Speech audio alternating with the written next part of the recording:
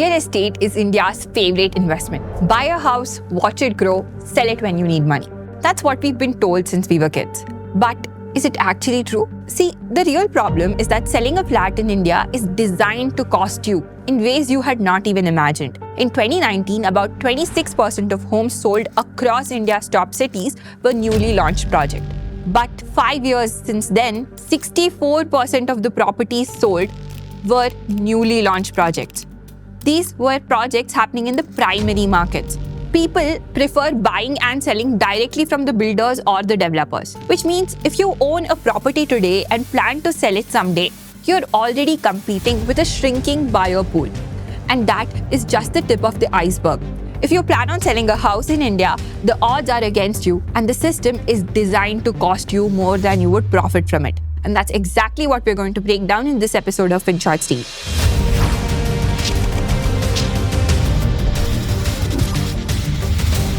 FinShots TV is now a part of Zerodha 01 network. Together, we plan on bringing you stories that impact your day-to-day lives, sometimes without you realizing it. So do consider liking this video, sharing it with your friends, and subscribing to our channel.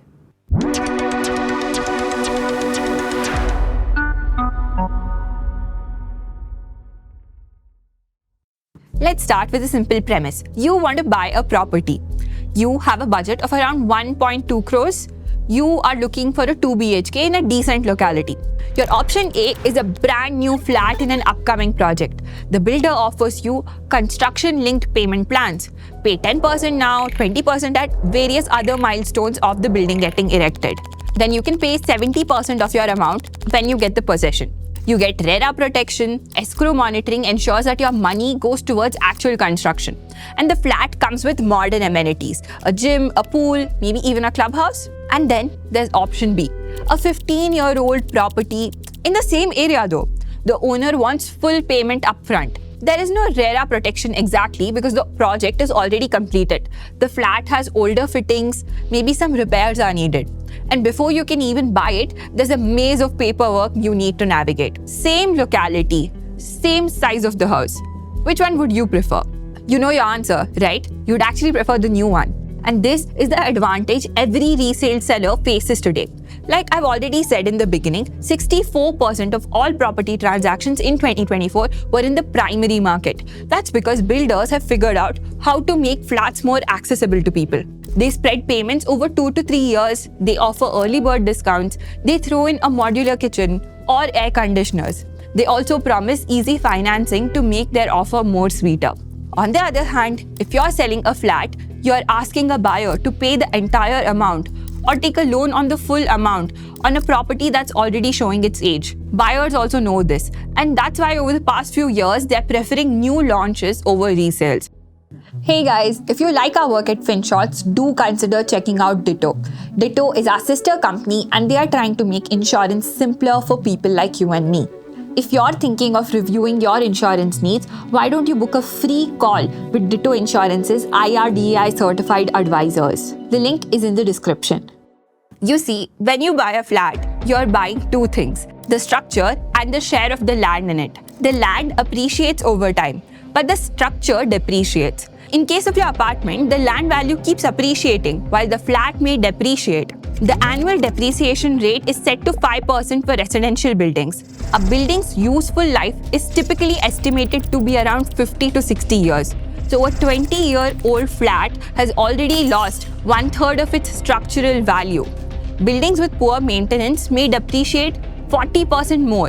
This affects not just your selling price. The bank typically finances properties that have a good resale value and a remaining lifespan that could cover the loan tenure. Think about it this way. If your flat is 10 years old and a buyer wants a 30-year-old home loan, the bank might hesitate. The property would be 40 years by the time the loan ends, and it would be approaching the end of its useful life. So the buyer would actually prefer a newer property over yours. Now, after all of this, let's talk about something. Does real estate actually deliver the returns we think it does? Real estate prices rose at an average of 3.94% over the past decade. This is based on data from Urban Apartment Price Trends. 3.94% per year. But you might say, come on Akanksha, I know someone in Bengaluru whose flat grew 100% in just 2 years. But let me tell you, that's an outlier case. According to RBI data, the All India House Price Index rose by 3.13% year on year in Q4 FY25. Compare it to other options you might have. A bank fixed deposit gives you 6 to 7%. The stock market, despite its volatility, will give you anywhere around 10 to 14% annually. Even gold has averaged around 10% over the last decade due to its recent rally. But that is not where all the troubles of someone who wants to sell their flat ends. In July 2024, the government made a change that fundamentally altered the math of selling a property. One of the biggest impact is the removal of the indexation benefit for the long-term capital gains on the property. This means you can no longer adjust the purchasing price of your property for inflation when calculating your taxation. Let me explain what this means. Say you bought a flat in 2010 for around 40 lakh rupees. You sell it in 2024 for 1 crore rupees. On paper, you gain 60 lakh. But wait, 40 lakhs in 2010 is not the same as 40 lakhs in 2024.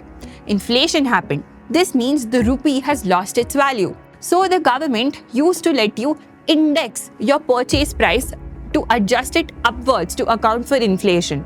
With indexation, your 40 lakh purchase might become a 80 lakh purchase in today's terms. Your taxable gain would only be 20 lakhs then, and you would pay 20% tax on that, which would come to around 4 lakh rupees. But now, indexation has been done away with for ease of computation with simultaneous reduction of rate from 20% to 12.5%. So, your taxable gain is the full 60 lakh. And at 12.5%, you pay 7.5 lakh rupees in taxes. The rate went down, but your taxes actually went up. And here's the worst part. Properties that were held for extended durations experienced more substantial escalations in tax obligations. This simply means the longer you hold your investment, the more you get punished when you sell it. A Bank Bazaar analysis found that the long-term capital gains tax incurred without indexation has surged remarkably by 290% in comparison to the tax burden imposed with indexation. 290%. Although the government has introduced a grandfathering provision where if the tax computed under the new law exceeds the amount of tax under the old law, the excess amount shall be ignored. This actually applies to properties that were bought before July 2024. But the complexity itself becomes a cost. So if you think you want to buy a house to flip it and make money on it, first, you have a very small pool of people willing to buy a resale property. And then there's the complexity related to taxation. So if you're buying a flat today, think about the exit. Before you even sign on, ask yourself, if I need to sell this flat, say in the next 5, 10 or 15 years, will someone be willing to buy it? Look at the buyer trends in that area. Is it dominated by new launches? Are there new buildings coming up? How easy would it be for you to sell your flat? What are the society's transfer policies? And the best time to think about all of this is when you're actually buying the flat. We've been told that real estate is the safest investment, that it always goes up and that you can sell whenever you need money. But an investment you can't exit easily isn't really an investment. It's sort of like a trap. The question now is that now that you know how this trap works, what do you think would be a way out? Let us know your take in the comments. See you on the other side.